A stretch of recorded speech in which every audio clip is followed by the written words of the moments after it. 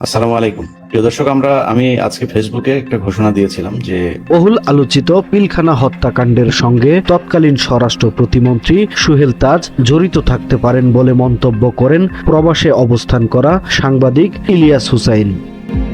তার এমন মন্তব্যের প্রতিবাদ জানিয়ে যথাযথ প্রমাণ হাজিরের চ্যালেঞ্জ ছুড়ে দেন সুহেল তাজ। এর প্রেক্ষিতে নতুন একটি প্রমাণ হাজির করে তৎকালীন স্বরাষ্ট্র প্রতিমন্ত্রীকে রেডি থাকতে বলেছেন বহুল আলোচিত এই সাংবাদিক।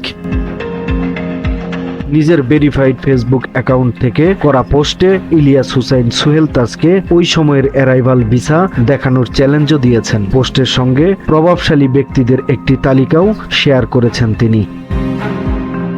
তিনি ওই পোস্টে লিখেন, সুহেল তাজকে নিয়ে কালকে আমি একটা পোস্ট দেওয়ার পর থেকে স্যারের গায়ে জ্বর চলে আসছে। ঘন্টায় ঘন্টায় ফেসবুক পোস্ট, সাংবাদিক ডেকে বক্তব্য দেয়া সহ নানা কিছু করে প্রমাণ করার চেষ্টা করে যাচ্ছেন উনি পিলখানা ঘটনার সাথে জড়িত না।